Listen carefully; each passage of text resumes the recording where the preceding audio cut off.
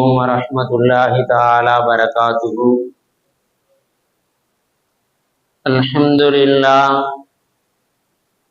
الحمد لله رب العالمين، والصلاة والسلام على سيد المرسلين وعلى آله وصحبه أجمعين. أما بعد، فقد قال الله تعالى في القرآن العظيم وفي الفرقان المجيد بعد أعوذ بالله من الشيطان الرجيم بسم الله الرحمن الرحيم ومن يرد فيه بإلحاد بظلم نذقه من عذاب عليم وما كان صلاة البيت إلا مكاء وتصديا. قال رسول الله صلى الله عليه وسلم لا تستقبلوا القوبة ولا تستقبلها. وقال عليه الصلاة والسلام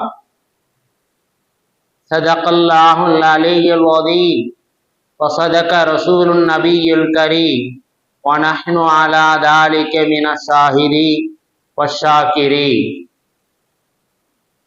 எல்லாம் அல்ல அல்லாஹுவின் அருளும் மேலான கருணையும் நம் அனைவர்கள் மீதும் வந்து சேரட்டுமாக.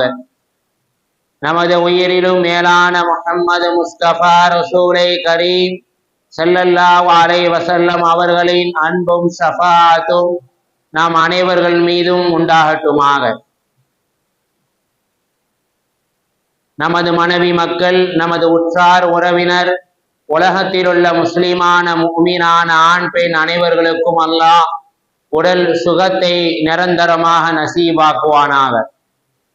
மருத்துவமனை கஷ்டங்கள், மருத்துவமனை செலவுகள், பலாய் முசீபத்துகள், கொடிய தீராத நோய் நொடிகளிலிருந்தும் அல்லாஹ் நம் அனைவர்களையும் முழுமையாக பாதுகாத்து அருள் புரிவானாக. திடீர் மரணங்கள், வாகன விபத்துக்கள், பலாய் முசீபத்துகள், கொடிய தீராத நோய் நொடிகள், நிலநடுக்கங்கள், நிலச்சரிவுகள் போன்ற பேர் ஆபத்துக்கள் இருந்தும் அல்லாஹ் நாம் அனைவர்களையும் முழுமையாக பாதுகாத்து அருள் புரிவானாக என்று துஆ செய்தவனாக என்னுடைய உரையை ஆரம்பம் செய்கிறேன்.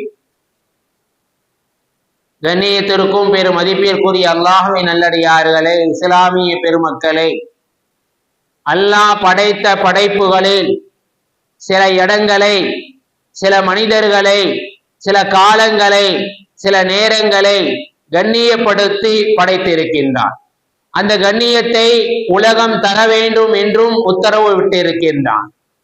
அந்த வரிசையில் அல்லாஹ்வால் ஆக கண்ணியப்படுத்தப்பட்ட ஒரு படைப்பு, அல்லாஹ்வால் உயர்த்தப்பட்ட ஒரு படைப்பு இருக்கிறது என்றால் அது காபா என்கிற புனித ஆலயம். அல்லாஹ் குர்ஆனிலே சொல்லி காட்டுவார், காபாவை மனிதன் வணங்குவதற்காகவும் அகிலத்திற்கு வழிகாட்டியாகவும் பாக்கியம் உள்ளதாகவும் இந்த காபாவை நாம் படைத்திருக்கின்றோம். அந்த காபத்துல்லாவிற்கு எந்த ஒரு சூழலிலும், எந்த ஒரு நிலையிலும், எந்த ஒரு முஃமினான அடியார்களில் இருந்து ஒரு இழிவு வந்து விடக்கூடாது, ஒரு அவமானம் ஏற்பட்டு விடக்கூடாது என்பதில் ஒவ்வொரு முஃமின்களும் கவனமாக இருக்க வேண்டும் என்பதாக அல்லாஹ் தன்னுடைய திருமறையிலே சொல்லி காட்டுகின்றான். புகாரியிலே ஒரு ஹதீஸ் வருகிறது. பெருமானா ஸல்லல்லாஹு அலைஹி வஸல்லம் அவர்கள் சொன்னார்கள், லா தஸ்தக்பிலுல் கௌபத வலா தஸ்தக்பிலுஹா. எந்த ஒரு மனிதனும் மலம் ஜலம் கழிப்பதும் கூட, கழிக்கின்ற பொழுதும் கூட கிபிலாவின் திசையை முன்னோக்கி அமரக்கூடாது, கிபிலாவை பின்னோக்கி அமரக்கூடாது என்று பெருமானா ஸல்லல்லாஹு அலைஹி வஸல்லம் அவர்கள் நமக்கு சொல்லி இருக்கின்றார்கள். கிபிலாவை முன்னோக்கினால் காபத்துல்லா, அதே கிபிலாவை பின்னோக்கினால் பைத்துல் முகத்தஸ். உலகத்திலே இருக்கக்கூடிய ஒவ்வொரு முஸ்லிம்களும் தங்களுடைய இல்லங்களிலே கழிவறையை தெற்கு வடக்காகத்தான் அமைத்திருப்பார்கள், கிழக்கு மேற்காக அமைத்திருக்க மாட்டார்கள். காபத்துல்லா எங்கோ எத்தனையோ லட்ச கிலோமீட்டருக்கு அப்பால் இருக்கிறது.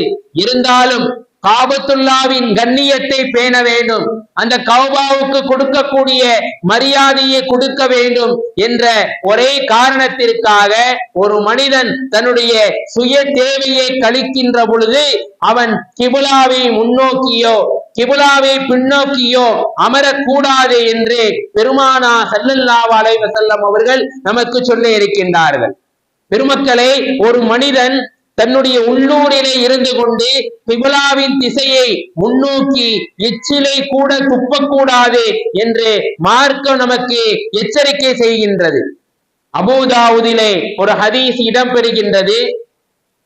பெருமானா ஸல்லல்லாஹு அலைஹி வஸல்லம் அவர்கள் சொன்னார்கள், எந்த ஒரு மனிதன் கிபுலாவின் திசையை முன்னோக்கி எச்சிலை துப்புகின்றானோ அவன் நாளை மறுமை நாளிலே எழுப்பப்படுகின்ற பொழுது அவனுடைய இரண்டு கண்களுக்கு மத்தியில் துப்பிய அந்த எச்சிலை இரண்டு கண்களுக்கு மத்தியில் சுமந்தவனாக எழுப்பப்படுவான் என்று பெருமானா ஸல்லல்லாஹு அலைஹி வஸல்லம் அவர்கள் சொல்லி இருக்கின்றார்கள் என்பது அபூதாவுது கிதாபிலே பதிவாகி இருக்கின்றது.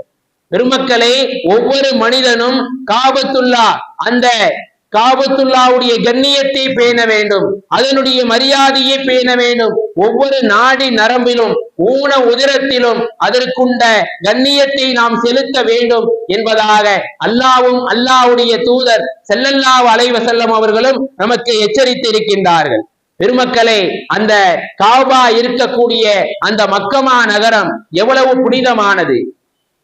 பெருமானா ஸல்லல்லாஹு அலைஹி வஸல்லம் அவர்கள் பிறந்த பூமி, அவர்கள் வாழ்ந்த பூமி, 23 ஆண்டுகளாக வகியை சுமந்த பூமி, இன்னும் சர்வ சாதாரணமாக மலாயிக்கத்துமார்கள் உலா வந்த பூமி, இப்படி எத்தனையோ சிறப்புகளை அந்த மக்கமா நகரத்திற்கு அடுக்கிக் கொண்டே செல்லலாம். ஆக உயர்ந்த சிறப்பு, ஆக உச்சகட்ட சிறப்பு இருக்கிறது என்றால் மஸ்ஜிதுல் ஹரமை, மஸ்ஜிதுல் ஹரம், மஸ்ஜிதுல் நபவி, இது அல்லாஹ்வால் ஆக கண்ணியப்படுத்தப்பட்ட இறை இல்லங்களாக இருக்கின்றன. சூரா ஹஜ்ஜிலே அல்லாஹ் தன்னுடைய திருமறையிலே சொல்லி காட்டுவான், وَمَنْ يُرِدْ فِيهِ بِإِلْحَادٍ بِظُلْمٍ نُذِقْهُ مِنْ عَذَابٍ أَلِيمٍ. எந்த ஒரு மனிதனும் அந்த மஸ்ஜிதுல் ஹரமுக்கு இழிவு வரக்கூடிய வண்ணம், அவமானம் ஏற்படுத்தும் வண்ணம், அக்கிரமம் செய்யும் வண்ணம் யாராவது ஒரு மனிதர் நடந்து கொண்டால் நாளை மறுமை நாளிலே அவர்களுக்கு துன்புறுத்தும் வேதனை இருக்கிறது என்பதாக அல்லாஹ் தன்னுடைய திருமறையிலே சொல்லி காட்டியிருக்கின்றான். கண்ணியத்திற்குரிய அல்லாஹ்வின் நல்லடியார்களே, இஸ்லாமிய பெருமக்களை, இறை இல்லங்களை மதிக்க வேண்டும், இறை இல்லங்களுக்கு கொடுக்க வேண்டிய கண்ணியத்தை கொடுக்க வேண்டும். கிபுலாவின் திசையை முன்னோக்கியோ கிபுலாவின் திசையை பின்னோக்கியோ அவன் மலம் ஜலம் கழிப்பதற்கு, சுயதேவையை கழிப்பதற்கு அமரக்கூடாது என்பதாக மார்க்கம் நமக்கு எச்சரிக்கை செய்கின்றது. அது மட்டுமல்ல, கிபுலாவின் திசையை முன்னோக்கி எச்சிலை கூட துப்பக்கூடாது, அந்த கௌபாவுக்கு கொடுக்க வேண்டிய மரியாதையை கொடுக்க வேண்டும், பைத்துல் முகத்தஸுக்கு கொடுக்க வேண்டிய மரியாதையை கொடுக்க வேண்டும் என்பதாக இஸ்லாமிய மார்க்கம் நம்மை எச்சரிக்கை செய்யக்கூடியதாக இருக்கின்றது. ஆனால் பெருமக்களை, சில வாரங்களுக்கு முன்னால், சில மாதங்களுக்கு முன்னால் சவுதி இந்த அந்த நாடு தன்னுடைய நிறத்தை கொஞ்சம் கொஞ்சமாக மாற்றிவிட்டது.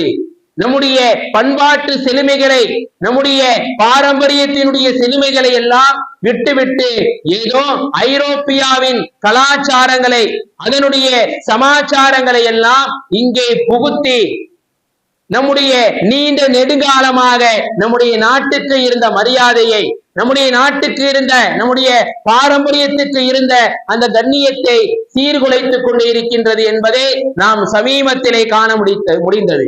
கண்ணியத்திற்குரிய அல்லாஹ்வின் நல்லடியார்களை, காபாவுடைய மண்ணிலே ஆடல் பாடல் நடைபெற்றுக் கொண்டிருக்கின்றது. மதுவின் வாடையே இல்லாமல் இருந்த அந்த சவுதி நகரத்திலே இன்று எங்கு பார்த்தாலும் பெரும் பெரும் கடைகளிலும் கூட, சின்ன சின்ன கடைகளிலும் கூட சர்வ சாதாரணமாக மது விற்பனை செய்வதற்கு அந்த அரசு அனுமதி வழங்கி இருப்பதுதான் மிகப்பெரிய ஒரு வேதனையை தரக்கூடியதாக இருக்கின்றது.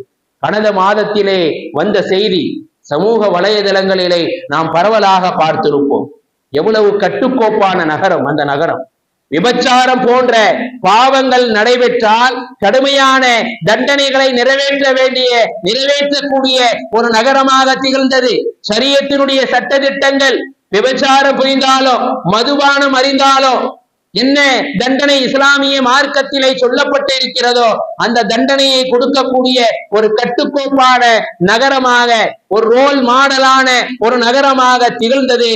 ஆனால் கடந்த மாதத்திலே வெளிவந்த செய்தி, அந்த நகரத்திலே ஒரு அந்நிய பெண்ணும் ஒரு அந்நிய ஆணும் தனியாக அறை எடுத்து அவர்கள் உல்லாசமாக இருந்து கொள்ளலாம் என்பதாக அந்த அரசு அங்கே அனுமதி வழங்கி இருப்பதுதான் மிகவும் வேதனையை தரக்கூடிய ஒன்றாக இருக்கின்றது. காபத்துல்லா இருக்கக்கூடிய மண் அந்த மக்கமா நகரம், அந்த காபத்துல்லாவுக்கு கொடுக்க வேண்டிய மரியாதை அங்கே கொடுக்கப்படவில்லை, அந்த காபத்துல்லாவுக்கு கொடுக்க வேண்டிய கண்ணியத்தை அங்கே கொடுக்கப்படவில்லை.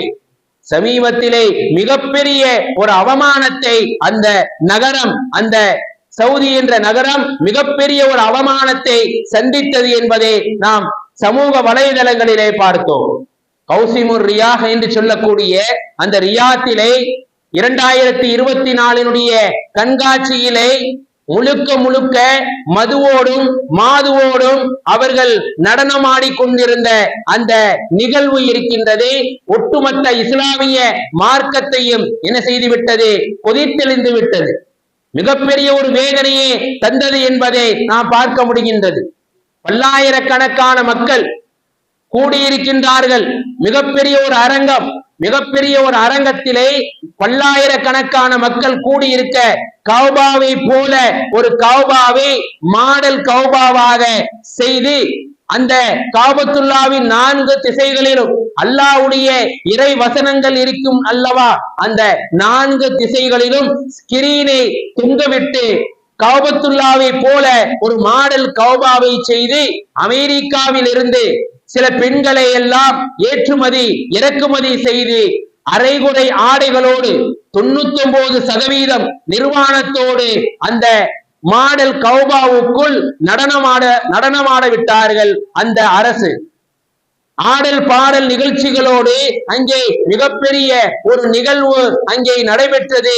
வெளியில் இருந்து மக்கள் 4 திசைகளிலும் பார்த்தால் அங்கே காபத்துல்லாவுக்குள் நடனமாடக்கூடிய ஒரு காட்சி, அதுபோல் ஒரு மாடல் கௌபாவை செய்து 4 திசைகளிலும் ஸ்கிரீனை போட்டு அங்கே 99% பெண்கள் அரைகுறை ஆடைகளோடு அங்கே மிகப்பெரிய ஒரு ஃபேஷன் ஷோவே அங்கே நடைபெற்றது. இது ஒட்டுமொத்த இஸ்லாமிய பெருமக்கள், உலமாக்கள் இதற்கு கண்டனம் தெரிவித்தார்கள். இதற்கு என்ன செய்தார்கள்? மிகப்பெரிய ஒரு மறுப்பு தெரிவித்தார்கள் என்பதை நாம் காண முடிகின்றது. பெருமக்களே, அந்த கௌபா இருக்கக்கூடிய மண்ணு அங்கே கண்ணியப்படுத்தப்படவில்லை. எப்பேற்பட்ட முன் உதாரணமாக இருந்த அந்த நகரம் இவ்வளவு சீர்குலைவதற்கு காரணமாக ஆகிவிட்டது. அல்லாஹ் தன்னுடைய திருமறையிலே சொல்லி காட்டுவார், வமா கானல் ஸலாத்தல் பைத்தி இல்லா முகாஅ வ தஸ்தியா. அந்த கௌபாவை இஸ்லாமிய மார்க்கம் வருவதற்கு முன்பதாக, நபியாக ஆகுவதற்கு முன்பதாக, மார்க்கம் வருவதற்கு முன்பதாக அந்த கௌபாவிலே அறியாமை காலத்தினுடைய மக்கள் எப்படி தவாப் செய்தார்கள், எப்படி அவர்களுடைய அமல்களை நிறைவேற்றினார்கள் என்பதை அல்லாஹ் தன்னுடைய திருமறையிலே தெள்ள தெளிவாக சொல்லி காட்டுவார். வமா கான ஸலாத்துல் பைத்தி இல்லா முகாஅ வ தஸ்தியா. அவர்கள் அந்த கௌபாவை தவாப் செய்கின்ற பொழுது விசில் அடித்துக் கொண்டும் கைகளை தட்டி கொண்டும் கும்மாளம் கூச்சல் இட்டுக்கொண்டும் அந்த கௌபத்துல்லாவை தவாப் செய்வார்கள். அறியாமை காலத்தினுடைய மக்கள் என்பதாக அல்லாஹ் தன்னுடைய திருமறையிலே சொல்லி காட்டுகிறானே, அதுபோல மிகப்பெரிய ஒரு மோசமான ஒரு நிகழ்வு ஆடிக்கொண்டு அந்த மாடல் கௌபாவை அவர்கள் தவாப் செய்தார்கள், நடனமாடினார்கள் என்பதை நாம் அந்த சமூக வலைதளங்களிலே நாம் பார்க்க முடிந்தது. பெருமக்களே, நிறம் மாறி தரம் கெட்டு சவுதி நகரம் நிற்பதை நாம் நிதர்சனமாக பார்த்து கொண்டு இருக்கின்றோம். அல்லாஹ் தன்னுடைய திருமறையிலே சொல்லி காட்டுவார் எந்த அளவுக்கு அவர்களுடைய கலாச்சாரத்துக்குள் நம்மை இழுக்க அவர்கள் இருக்கின்றார்கள் என்பதை அல்லாஹ் தன்னுடைய திருமறையிலே சொல்லிவிட்டார். வலன் தருலா அன்கல் யஹூது வலன் நசாரா ஹத்தா தத்தபிஅ மில்லதஹும். கிறிஸ்துவ சமுதாயம், யூத சமுதாயம் அவர்களுடைய கலாச்சாரத்திற்கு நம்மை கொண்டு வராதவரை அவர்கள் ஓய மாட்டார்கள்.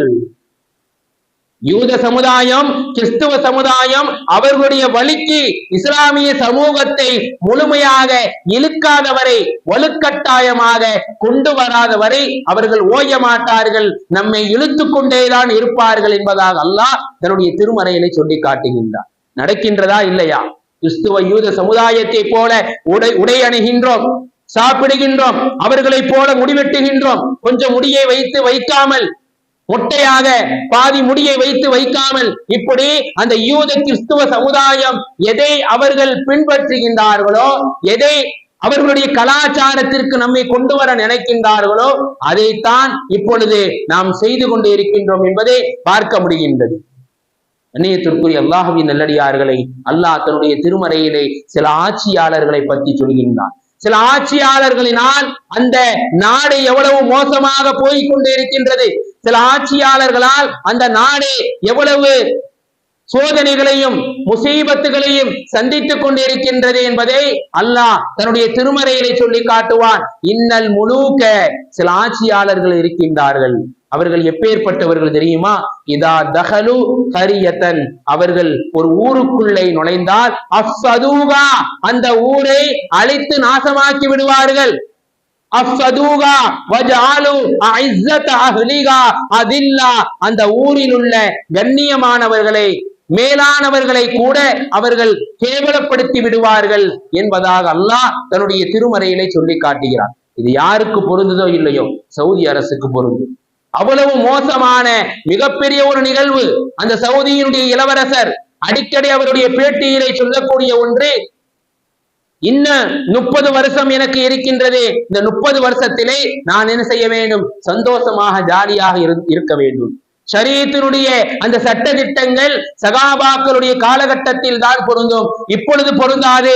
ஷரீஅத்துடைய சட்டம் இப்பொழுது பொருந்தாது என்பதாக அடிக்கடி அவருடைய பேட்டியிலே அவர் சொல்லக்கூடிய வார்த்தையாக இருந்து கொண்டே இருக்கின்றது. பெருமானார் ஸல்லல்லாஹு அலைஹி வஸல்லம் அவர்கள் சொன்னார்கள், அமானிதம் வீணடிக்கப்படுமானால் நீங்கள் கியாமத்து நாளை எதிர்பாருங்கள். அமானிதம் எங்கே வீணடிக்கப்படுமோ அங்கே கியாமத்து நாளை எதிர்பாருங்கள். கியாமத்து நாளுடைய அடையாளங்கள் நெருங்கிக் கொண்டே இருக்கிறது.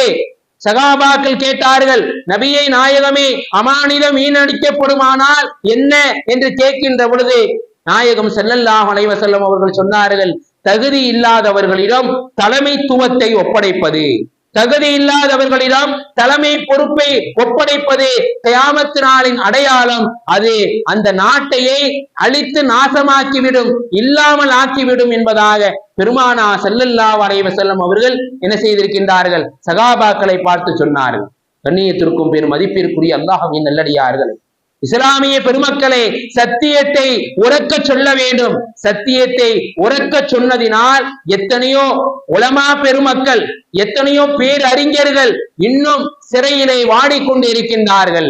சிறையிலே தள்ளப்பட்டு சிறை கம்பிகளுக்கு பின்னால் அவர்களுடைய வாழ்க்கை போய்க் கொண்டே இருக்கின்றது என்பதை நாம் பார்க்க முடிகின்றது. பெருமக்களே, சத்தியத்தை சொல்லாமல் ஊமையாக இருப்பவன் அவன் ஊமை ஷைத்தான் என்பதாக பெருமானார் ஸல்லல்லாஹு அலைஹி வஸல்லம் அவர்கள் சொன்னார்கள்.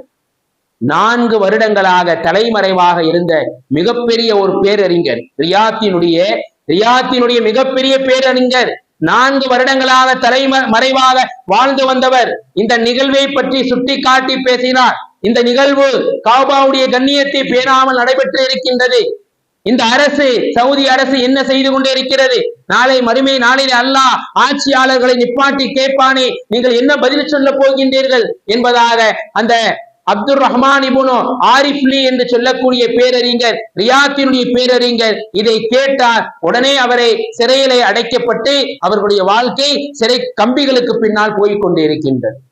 73 வயதான ஒரு மனிதர், வயதானவர், முஸ்லிம்களும் மேற்கத்திய கலாச்சாரங்களும் என்ற ஒரு நூல் வெளியிட்டார். இஸ்லாத்தை பற்றி கொஞ்சம் பெருமையாக பேசக்கூடியவர். அவர் இந்த நிகழ்வை பற்றி தவறாக சித்தரித்து அந்த நூலிலே அவர் எழுதியிருக்கிறார். அந்த நகரம் எந்த அளவுக்கு மோசமான பாதையிலே போய் கொண்டிருக்கிறது, எந்த அளவுக்கு மோசமான ஒரு நிலையை சந்தித்து விட்டது என்று அந்த நூலிலே அவர் பதிவு செய்திருந்தார். அவரை சிறை கம்பிகளுக்கு பின்னால் சிறையிலே அடைக்கப்பட்டு அவருக்கு தூக்கு தண்டனை என்பதாக, அவர் அரசுக்கு எதிராக மக்களை தூண்டிவிட்டார் என்ற பட்டத்தை கட்டி நீதிமன்றங்கள் அவரை தூக்கு கைதி என்பதாக அங்கே எழுதப்பட்டார்கள் என்பதை நாம் பார்க்க முடிகின்றது. கண்ணியத்திற்குரிய அல்லாஹ்வின் நல்லடியார்களே, டாக்டர் டத்தோ சல்மான் தாவூதா ரஹமத்துல்லாஹி மிகப்பெரிய ஒரு ஆலிம், மிகப்பெரிய ஒரு அறிஞர். அவர் இந்த நிகழ்வை பற்றி தவறாக சித்தரித்து பேசியதின் காரணமாக அவரும் சிறை கம்பிகளுக்கு பின்னால் அவர் என்ன செய்திருக்கின்றார், சிறை கம்பிகளுக்கு பின்னால் அடைக்கப்பட்டு சிறையிலே வாழ்ந்து கொண்டே இருக்கின்றார். அமீரே ஷரியத் குல்லியா என்று சொல்லக்கூடிய மிகப்பெரிய ஒரு அரபு காலேஜ், அந்த அரபு காலேஜினுடைய பிரின்சிபால் 80 வயது தக்கவர். இந்த நிகழ்வை பற்றி, இந்த நிகழ்வு இந்த ரியாத்திலே நடைபெற்ற இந்த காபாவை சீர்குலைக்கக்கூடிய அவமானப்படுத்தக்கூடிய இந்த நிகழ்வு மிகவும் மோசமானது, அல்லாஹ்வை பயந்து கொள்ளுங்கள் என்பதாக அவர் சொன்னார். அவருக்கும் சிறை கம்பிகளிலே அடைக்கப்பட்டு அங்கே சிறையிலே வாடிக்கொண்டே இருக்கின்றார். பெருமக்களே, அப்துல் ரஹ்மான் இப்னு அப்துல் அஜீஸ் பௌசான் என்று சொல்லக்கூடியவர், நாம் அதிகமாக மொபைலிலே அவருடைய பேச்சை நாம் கேட்போம். மிகப்பெரிய ஒரு பேச்சாளர். அவர் இந்த நிகழ்வை பற்றி சொன்னதனால் அவருக்கு நீதிமன்றம் என்ன செய்தது, 10 வருடங்கள் சிறை தண்டனை என்பதாக தீர்ப்பளிக்கப்பட்டு அவர் சிறையில இருந்து கொண்டிருக்கின்றார். திரும்பவும் நீதிமன்றங்கள் ஒன்று கூடி 10 வருடங்கள் பத்தாது, இன்னும் 20 வருடங்கள் ஆக 30 வருடம் இவர் சிறையில இருக்க வேண்டும் என்பதாக அங்கே தீர்ப்பளிக்கப்பட்டு தண்டனை காலங்கள் அந்த அப்துல் அஜீஸ் பௌசான் என்பவருக்கு தண்டனை காலங்கள் கூட்டப்பட்டு அங்கே சிறை கம்பிகளுக்கு பின்னால் அவருடைய வாழ்க்கை வெகு போய்கொண்டே இருக்கின்றது. கண்ணியத்திற்குரிய அல்லாஹ்வின் நல்லடியார்களே, இஸ்லாமிய பெருமக்களே, நாம் சத்தியத்தை உரைக்க சொல்ல வேண்டும். சத்தியத்தை உரைக்க சொன்னோம் என்றால் அல்லாஹ் நம்மோடு இருப்பான் என்ற ஒரு நம்பிக்கை நம்முடைய மனதிலே ஆழமாக பதிய வேண்டும். இன்னும் அந்த காபத்துல்லா இருக்கக்கூடிய அந்த மண்ணுக்கு என்ன மரியாதை, என்ன கண்ணியம் கொடுக்க வேண்டுமோ அதை கொடுக்க வேண்டும். அதை கொடுக்க தவறினோம் என்றால் நாளை மறுமை நாளிலே மிகப்பெரிய ஒரு தண்டனையை நாம் சித்தப்படுத்தி வைத்திருக்கின்றோம் என்பதாக அல்லாஹ் தன்னுடைய திருமறையிலே சொல்லி காட்டுகின்றார். பெருமக்களே, எவ்வளவு பெரிய அரசன் ஃபிரௌன் என்பவன் நான் கடவுள் என்பதாக உலகத்தில் உள்ள எல்லா மக்களையும் ஏமாற்றினான், உலகத்தில் உள்ள எல்லா மக்களையும் நம்ப வைத்தான். ஆனால் மனைவியிடம் அவனுடைய அந்த கடவுள் என்பது அங்கே வேலை செய்யவில்லை. மனைவி சொன்னார், நீ என்னதான் உலகத்துக்கு கடவுளாக இருந்தாலும் நீ என்னுடைய கணவன், நீ கடவுள் இல்லை என்பதாக ஃபிரௌனுடைய மனைவி ஆசியா அம்மா என்பவர்கள் சொன்னார்கள். அதே போலத்தான் இந்த முஹம்மது இப்னு சல்மான் பெருமானாருடைய பெயரை தாங்கி இருக்கக்கூடிய இந்த சவுதி இளவரசர் பெருமானாருடைய பெயரை தாங்கி கொண்டு நவீன கலாச்சாரங்களை கொண்டு வருகிறோம் என்பதாக சொல்லி ஐரோப்பியா போன்ற கலாச்சாரங்களை உள்ளே புகுத்தி இந்த இஸ்லாமிய மார்க்கத்தையே சீர்குலைவதற்கு காரணமாக இருக்கின்றார்கள். பெருமக்களை, முழுக்க சவுதி இஸ்லாமிய அடையாளங்களை தொலைத்து நிற்கதியாக நிற்கின்றது என்பதை நாம் பார்க்க முடிகின்றது. அந்த முஹம்மது இப்னு சல்மான் என்பவர்கள் இஸ்லாத்தை கேவலப்படுத்தியதின் காரணமாக, இஸ்லாத்தை அசிங்கப்படுத்தியதன் காரணமாக அவருடைய மனைவி சாரா என்பவர்கள் 4 குழந்தைகளோடு இருந்தவர்கள் கொலா கேட்டு இருக்கிறார்கள். இந்த மார்க்கத்தை இவர் கேவலப்படுத்தி விட்டார். கௌபாவை மாடல் கௌபாவாக செய்து அந்த கௌபத்துல்லாவிலே பெண்களை அரைகுறையாக நிர்வாணமாக ஆடவிட்டு விட்டார். இவரோடு இனிமேல் என்னுடைய வாழ்க்கையை நான் தொடர மாட்டேன், இவரோடு இந்த வாழ்க்கையை நான் முடித்து விட போகிறேன் என்பதாக அந்த சாரா என்பவர்கள் அந்த சவுதி இளவரசரிடமிருந்து எனக்கு விவாகரத்து வாங்கி தாருங்கள் என்பதாக போர்க்கொடி தூக்கி இருக்கின்றார்கள் என்றால் பெருமக்களை, எந்த அளவுக்கு அவர்கள் அங்கே கண்ணிய குறைவாக அந்த கௌபாவுடைய மண்ணிலை நடந்திருக்கின்றார்கள் என்பதை நாம் ஒரு கணம் சிந்திக்க கடமைப்பட்டு இருக்கின்றோம். ஒரு வைரலான ஒரு வீடியோ, ஒரு வயதான ஒரு ஆலிம் அந்த சூரா பனி இஸ்ராயிலே அந்த ஆயத்தை இடம் பெறுகிறது. அந்த ஆயத்தை ஓதிக்கொண்டே குமுறி அழுகின்றார். வைதா அரதனா அன்னுஹுலிக கரியதன் முத்ரஃபீகா ஃபஃபஸது ஃபீகா ஃபஹக்க அலைஹில் ஹக்க. அந்த ஆயத்தை ஓதுகிறார். அல்லாஹ் நாடிவிட்டால் உலகத்தை சில சுகபோகங்களை கொண்டு வந்து சில விஷமிகளை கொண்டு வந்து அந்த உலகத்தை அழித்து நாசமாக்கி விடுவோம், அழித்து இல்லாமலாக்கி விடுவோம். அல்லாஹ் நாடிவிட்டால் இது நடந்துவிடும். அந்த நிலைமை இந்த நகரத்துக்கு வந்துவிட்டதோ, இந்த சவுதிக்கு வந்துவிட்டதோ என்பதாக அந்த வயதான அந்த ஆலிம் இந்த ஆயத்தை ஓதிக்கொண்டே குமுறி குமுறி அழுகிறார் என்ற ஒரு வைரலான ஒரு வீடியோ சமூக வலைதளங்களிலே பார்க்க முடிந்தது. கண்ணியத்திற்குரிய அல்லாஹ்வின் நல்லடியார்களை, இஸ்லாமிய பெருமக்களை, இதற்கு நாம் செய்ய வேண்டிய காரியம் என்ன? பெருமானார் ஸல்லல்லாஹு அலைஹி வஸல்லம் அவர்கள் சொன்னார்கள், தீமை நடக்கின்றதா அதை உன்னுடைய நாவால் தடு, இல்லை உன்னுடைய கரத்தால் தடு, இல்லை என்றால் அதை நீ புறமுதுகி தள்ளிவிடு, மனதால் நீ வேதனைப்படு என்பதாக பெருமானார் ஸல்லல்லாஹு அலைஹி வஸல்லம் அவர்கள் சொன்னார்கள். பெருமக்களே, அதன் அடிப்படையிலே நாம் அல்லாஹ்விடத்திலே கையேந்த வேண்டும், அல்லாஹ்விடத்திலே துஆ செய்ய வேண்டும். யா அல்லாஹ், உன்னுடைய இல்லங்களுக்கு, உன்னுடைய இறை இல்லங்களுக்கு, உன்னுடைய புனித காபத்துல்லாவிற்கு எந்த விதமான இடுக்கும் எந்த விதமான அக்கிரமமும் அவமானமும் ஏற்பட்டு விடக்கூடாது. அப்படி ஏற்பட்டால் நீ உன்னை அவர்களிடம் காட்டிவிடு, நீ அந்த இறை இல்லங்களை பாதுகாத்து விடு என்பதாக நாம் ஒட்டுமொத்த மூமின்களும் இஸ்லாமிய பெருமக்களும் துஆ செய்ய கடமைப்பட்டு இருக்கின்றோம். பெருமக்களே, அல்லாஹு தாலா நம்முடைய அந்த மஸ்ஜிதுல் ஹரம், மஸ்ஜிதுல் நபவி போன்ற அந்த காபத்துல்லாவையும் அந்த இல்லங்களையும் அல்லாஹு தாலா கியாமத்து நாள் வரை எந்த விதமான இடுக்கும் இழிவும் வந்து விடாமல் பேணி பாதுகாப்பானாக. அதற்குண்டான மரியாதையை முழுக்க முழுக்க தரக்கூடிய மக்களாக நாம் அனைவர்களையும் ஆக்கி அருள்புரிவானாக. வாஹி தவானா அல்ஹம்துலில்லாஹி ரப்பில் ஆலமீன். அஸ்ஸலாமு அலைக்கும் வரஹ்மத்துல்லாஹி தஆலா பரகாத்துஹு.